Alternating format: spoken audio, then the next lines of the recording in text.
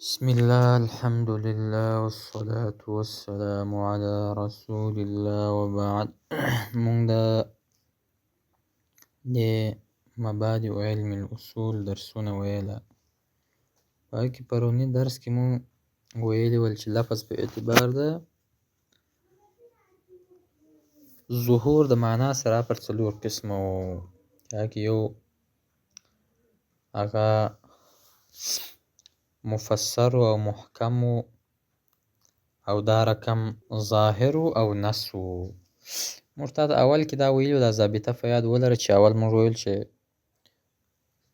تقسیم د کتاب الله هغه اول په څلور قسمه و، بیا لفظ په اعتبار د وضع سره په څلور قسمه و، هغه کې خاص عام او اول مشترک. بیا لفظ په اعتبار د استعمال سره په څلور قسمه و، حقیقت مجاز صریح کنایه. بیا لفظ په اعتبار د ظهور د معنا سره چې یعنی د معنا ظاهره کېږي ښکاره کېږي، دا پر څلور قسمه، یو ظاهر و، بل نص و، بل مفسر و، بل محکم و. بیا نن تقسیم د خفي دی. پرون درس کې مونږ ویلي وه چې لفظ په معنا یعنی د اعتبار د ظهور د معنا سره، یعنی د یو لفظ معنا که چیرې ظاهره وي دا پر څلور قسمه و، هغه مفسر محکم او دا رقم ظاهر نص، او که معنا خفي وه پټه وه هغه بیا پر څلور قسمه دی، لکه هغه نن درس کې ویل کېږي. د دې وجې څخه مونږ ویلي وله تر دې محکم پورې 11 نمبر صفحه کې د PDF.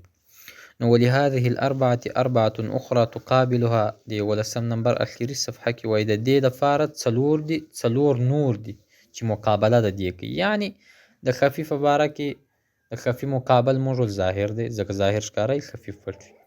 او دا رقم د متشابه په مقابله کې محکم دی، او دا رقم د مفسر په مقابله کې مجمل دی، او دا رقم د دې نص په مقابله کې دا بل راځي. نو دی تا ته وایي تعریف الخفي، تعریف د خفي.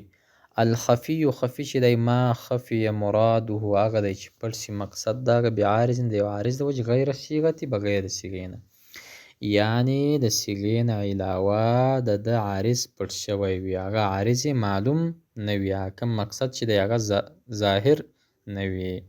که قول تعالی لکه دا قول د الله رب العالمین دی چې والسارق والسارقة فاقطعوا ایدیهما. دې کې سارق، اوس دې آیت کې الله رب العالمین وایي والسارق والسارقة فاقطعوا ایدیهما. ګوره دې آیت کې ظاهر دی فی السارق، یعنی دا آیت ظاهر دی ښکاره دی په حکم د سارق کې چې یعنی یو څوک پټ هغه مال محترز غلا کوي د یو چا نه، د هغه لاس کاټ کېږي. نو دی وایي د 12 نمبر صفحه کې دی وایي خفي فی الطرار والنباشي. دا آیت خو په باره د ظاهر کې یعنی په باره د سارق کې دا ظاهر دی ښکاره دی، حکم یې قطعیت دی. او دا دی وایي خفي دی یعنی پټ دی فی الطرار والنباشي، په باره د هغه طرار هغه ته ویل کېږي چې من یقطع الجیوب او یأخذ الفلوس، لکه شرحه کې ذکر کوي، بیا تاسو وګورئ. هغه دی چې جیبونه پرې کوي او پیسې د خلکو نه په پټه باندې وهي. او نباش هغه من ینبش القبور و یأخذ الاکفان، هغه د قبرونو نه یا کفنونه غلا کوي، یا هغه د مړي که یا د غاښ او یا ملا کې سونه مونه وي هغه ترېنه باسي، نو دې ته نباش وایي. اصل کې هغه من نبش القبور یعنی قبرونه کیندي. نو دا آیت د دې په باره کې خفي دی، یعنی حکم د دې خو د دې آیت د دې خفي دا ظاهر دی په سارق کې چې د غله لاس کاټ کېږي. اوس په طرار و نباش څه کوي، ځکه طرار پټ جیبونه وهي او نباش هغه قبرونه وباسي. نو دی دلته دا وایي طرار او نباش باره کې به ته اول هغه طلب کوي، لکه حکم کې دا ذکر کوي. بیا احناف وایي مونږ چې کوم تحقیق کړی دی، یعنی طرار چې جیبونه وهي که چیرې دا مال محترز هغه قدر نصاب وي، یعنی دی چې کوم مال د غلا کړی دی هغه نصاب ته ورسېږي، نو د باندې به شریعت جاري کېږي، د لاس به کټ کېږي، او که نه بیا نه کېږي. او نباش دی هر څه چې نباش دی دا وایي دې باره کې چې کوم مونږ هغه مطالعه او دا رقم مونږ کوم فقاهت استعمال کړی دی هغه کې دا مسله نشته. مثلا په نباش باندې دا حکم نه جاري کیږي. نو دی وایي حکمه حکم د دې خفي چې دی وجوب الطلب واجب یعنی طلب به اول کوي حتی یزول عنه الخفاء تر دې چې دې نه خفا لرې شي. یعنی دا خفي په باره کې کوم مثلا ترار دی جیبونه وهي ته په دې باره کې طلب کوي. طلب څه کوي؟ احادیث به راجمع کوي او د اقوال د سلف به راجمع کوي چې د ده نه دا خفا لرې شي بیا به د باندې حکم جاري کوي چې دا قطع د ید ده. نو دا خفي دی. خفي مطلب پټ. المشکل تعریف المشکل بیا مشکل دی. المشکل مشکل چې دی مزداد خفاء علی الخفي هغه دی چې زیاتې سي پټوالی تر خفي لا پسې پټ سي. خفي خو مونږ ولغه ته ویل کېږي چې د ده هغه مراد پټ وي د یو عارض د وجې. اوس مشکل دا دی چې د ده دا تر خفي نه هم په وروسته درجه کې دی یعنی تر خفي لا دی پټ دی د هغه نه په هغه بله مرتبه. کمن حلف وایي لکه مثال لکه یو څوک چې قسم وخوري بانه لا یعتدم چې دی به شوروا نه خوري یا ادام دا هغه په سرکه کې هم استعمالیږي یا عصیر یو اوبه نستېږل سوي هغه جوس و دې شیانو کې هم استعمالیږي.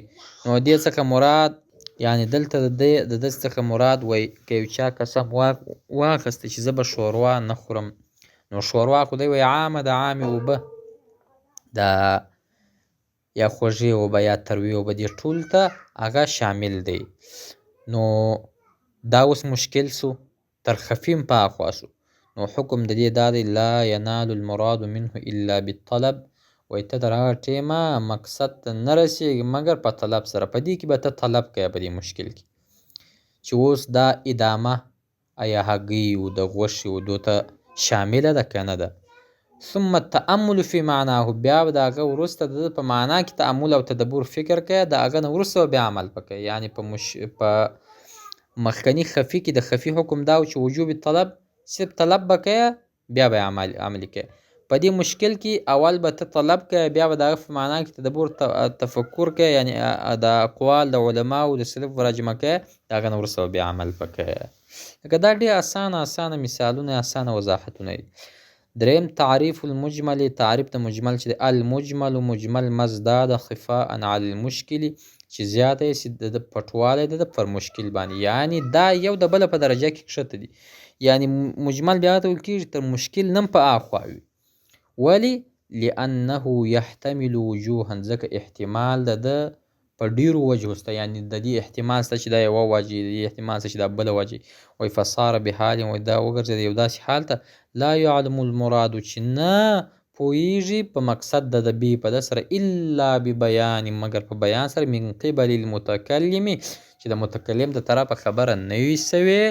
نو دا یعنی مجمل ذکر کړی وي ظاهر ذکر کړی وي مختصره ذکر کړی وي نو وایي په دې باندې څوک نه پوهېږي ځکه کېدای شي دا د ډېرو وجوهو احتمال لري.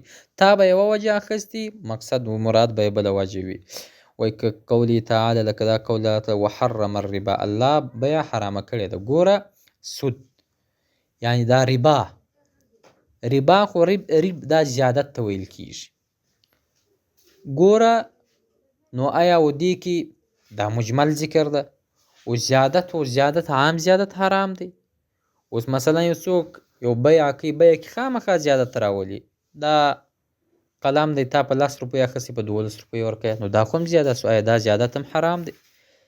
نو موږ نه دا د متکلم د طرفه به د دې وضاحت سوی وي په هماغه وخت کې بیا دا عملي کېږي. لکه الله رب العالمین زیادت حرام کړی دی هغه زیادت چې د هغه په مقابله کې عوض هغه نه وي. یعنی د ده یو بیع تا چا مثلا 1000 روپۍ دې چا ته ورکړې وایه میاشت بعد 1200 درنه غواړم. اوس دې په مقابله کې خو د تا د څه عوض در نه کوي یا تا څه عوض ده ته ورکړی نه دی صرف دا وخت یې عوض ګرځولی دی. نو دا بیع دغه زیادت هغه حرام ګرځي. نو دې وجې څخه وایي حکمه حکم د دې مجمل چې دی لا یعمل به په دې سره عمل نه کېږي الا بعد بیان المتکلم المجمل مګر وروسته د بیان د متکلم نه چې هغه اجمال کوونکی متکلم به د دې خبرې تفسیر کوي، د هغه نه وروسته به عمل وکیږي. او څلورم چې دی تعریف المتشابه.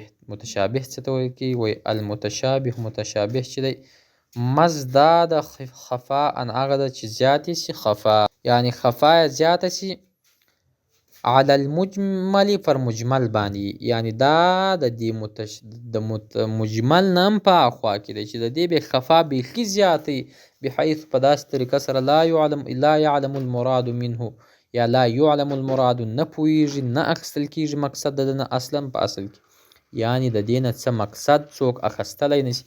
کالحروف المقطعات لکه حروف مقطعات. ګوره الله رب العالمین قرآن کې وایي الف لام میم، الف لام میم صاد، کاف ها یا عین صاد یا طه. ګوره نو دا حروف مقطعات دي. اوس دغه د متشابهاتو څخه دي. څنګه د متشابهاتو؟ د دې په معنا باندې څوک نه پوهېږي، لکه دا د دې اصولیینو قول د جابر او ثوري، هغه وایي حروف مقطعات دا داخل په متشابهاتو کې دي، یعنی دې باندې د دې په اصل مقصد باندې څوک پوهېږي نه. وصفات الله المتشابهه یا متشابهه هغه د الله رب العالمین صفات چې هغه متشابه وي. لکه د الله رب العالمین صفات خو هغه متشابه داسې ګډ وډ نه دي سره، خو بیا لکه خلق تعویل پکې کوي، بعض بیا افراط او تفرید پکې کوي. لکه اوس مثلا الله رب العالمین وایي تبارک الذي بیده الملک. ګوره د الله په لاس کې بادشاهي ده. و دې کې مثلا اشاعره راولاړېږي وایي دا د ید څخه مراد ید د الله نه دی، ځکه د الله رب العالمین دپاره لاس هغه موږ صفت نه ګرځو. د ید معنا قدرت، تبارک الذي بیده وایي بقدرته الملک، د الله په قدرت کې بادشاهي ده. او بعضې مثلا مونږ اهل السنه والجماعه وایي چې الرحمن علی العرش استوا، الله رب العالمین پر عرش باندې استوا کړې ده، بس کما یلیق بشانه او والسؤال عنه بدعه. دې باره کې دا تپوس کول چې څنګه استوا کړې ده، څنګه ناست دی. او د الله رب العالمین له چې کوم صفات دي هغه صفات موږ ټول د رب العالمین دپاره منو، نه په دې کې افراط کوو زیاتي کوو او نه په دې کې کمی کوو، لکه څنګه چې اشاعره او ماتریدیه کوي. نو د دې وجې څخه دی وایي د الله جل شانه صفات. اوس په دې باندې د حکم څه دی؟ حکمه حکم د دا متشابه چې دی التوقف، په دې کې توقف کول، یعنی دې کې درېدل، دې کې یو رجوح نه کول یو شي ته چې بس په هماغه باندې دی اعتقاد وي. وایي التوقف توقف کول مع اعتقاد سره د دې چې عقیده به دې هم دایي حقیت المراد چې حقیقت مراد او مقصد هم دا دی بي په ده سره الا ان یأتي البیان، الا ان تر داسې ټیمه پورې چې راځي بیان من قبل المتکلم، یعنی د متکلم د شارع د طرفه چې بیان راغلی نه وي تر هماغه پورې به په حروف مقطعاتو کې یا په دا صفاتو د الله متشابه صفاتو کې به ته توقف کوې، یعنی دې کې به څه ووایه نه، بس د دې معنا به همدغه رقم کوې چې الله رب العالمین د دې په معنا سره پوه دی. د دې نه وروسته تقسیم رابعه شروع کېږي، یعنی په نن درس کې مونږ دا وویل چې دریم قسم چې کوم مونږ ووایو مونږ ول هغه تقسیم لفظ په اعتبار د ظهور د معنا سره هغه پر څلور قسمه وو: ظاهر، نص او دارکه مفسر او مجمل او د هغه نه محکم، او د هغه نه وروسته موږ ویل چې یو معنا پټه وي خفي وي، د هغه هم څلور قسمونه دي. لکه هغه څلور قسمونه مو نن درس کې وویله چې هغه اول خفي وو، بیا د هغه نه وروسته مشکل وو، بیا متشابه وو او د هغه نه وروسته بیا مجمل وو. یعنی دا څلور قسمونه هم ختم سوله. سبا درس نه به انشاءالله العزیز تقسیم الرابع وي. وجزاکم الله خیرا.